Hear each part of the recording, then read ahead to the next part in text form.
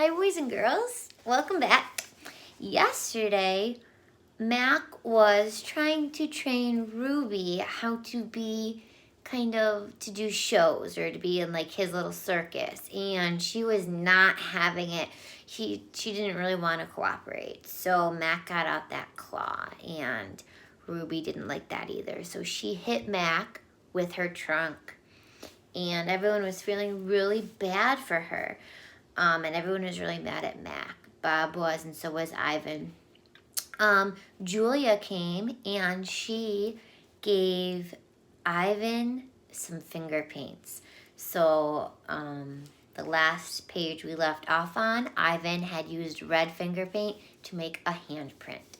Today we'll pick up on page 161, and the chapter is called A Bad Dream. I lie awake, peeling dried red paint off my fingertips. Bob, who accidentally walked on one of my paintings, is licking his red paws. Every so often, I glance over at the empty ring. The claw stick glints in the moonlight. Stop, no, Ruby's frantic cries startle me. Ruby, I call, you're having a bad dream.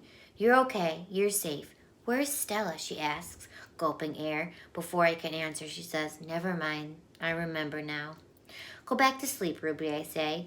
You've had a hard day. I can't go back to sleep, she says. I'm afraid I'll have the same dream. There's a sharp stick and it hurt. I look at Bob. He looks back at me. Oh, Ruby says. Oh, Mac.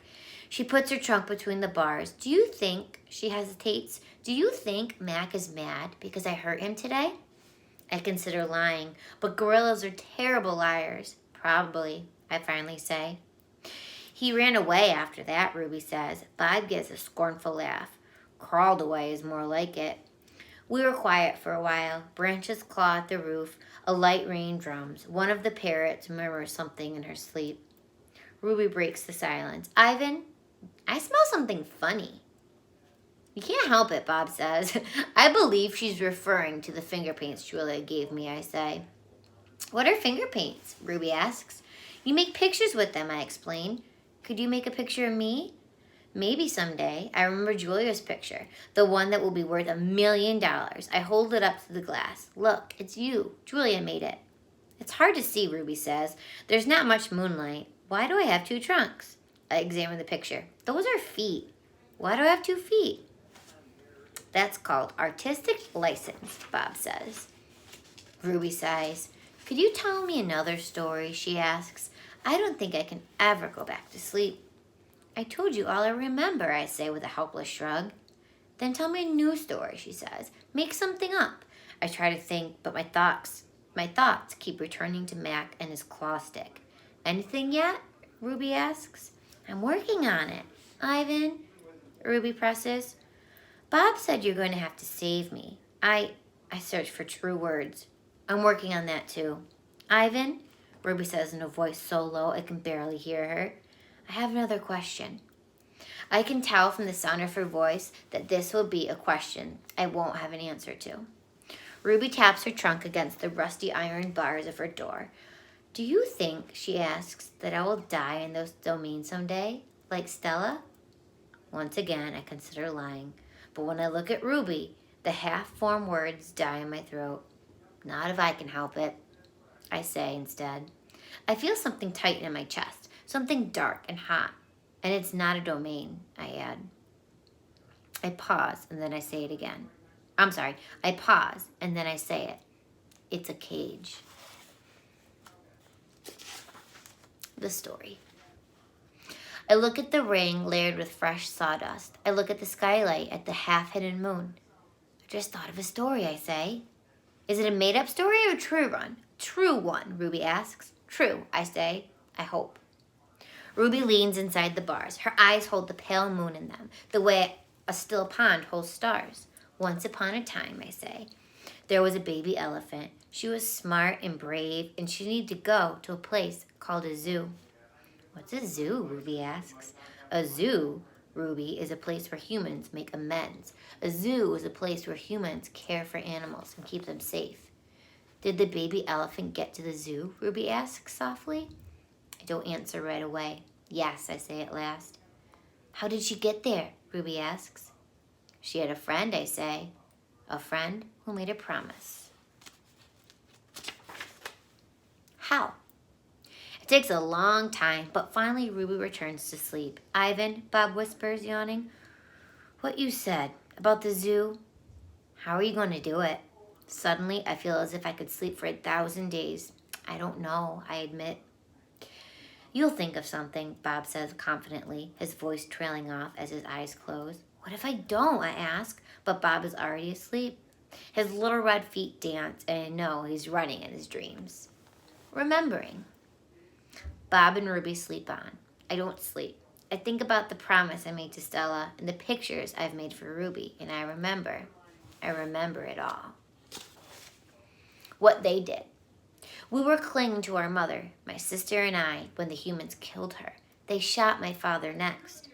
They chopped off their hands, their feet, something else to buy. There was a cluttered, musty store near my cage. They sell an ashtray there. It's made from the hand of a gorilla. Another Ivan.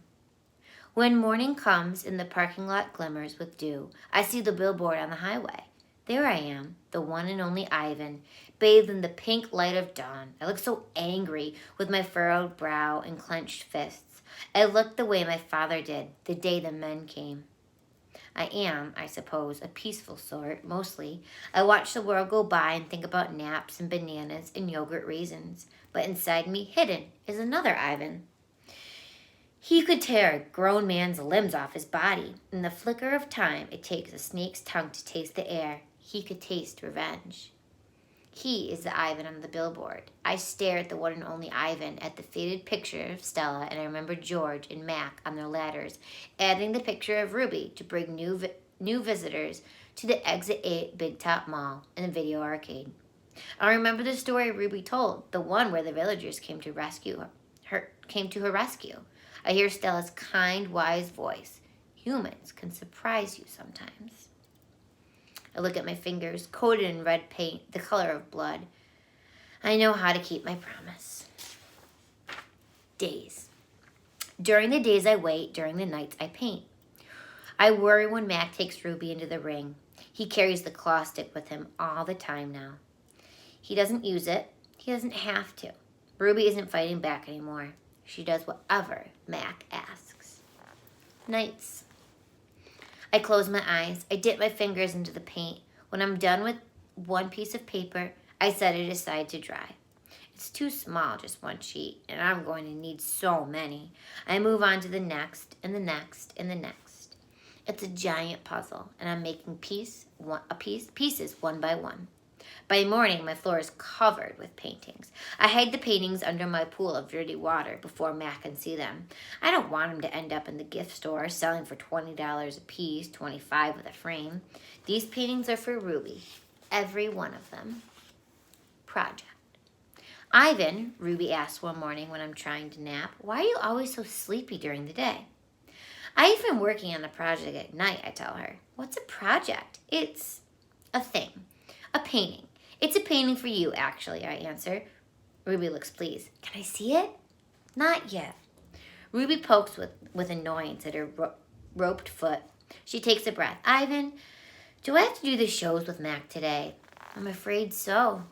I'm sorry, Ruby. Ruby dips her trunk into the water bucket. That's okay, she says. I already knew the answer. Not right. It's night again, and everyone's asleep. I look at the picture. I've just made one of dozens. It's smudged and torn, a muddy blur. I place it beside the others lining my floor. The colors are wrong, the shapes are off. It looks like nothing. It's not what I'm trying to create. It's not what it's meant to be. It's not right. I don't know why. Across the parking lot, the billboard beckons, as it always does. Come to the Exit 8 Big Top Mall and Video Arcade, home of the one and only Ivan, mighty Silverback. If I could use human words to say what I need to say, this would all be so easy. Instead, I have my pots of paint and ragged pages. I sigh.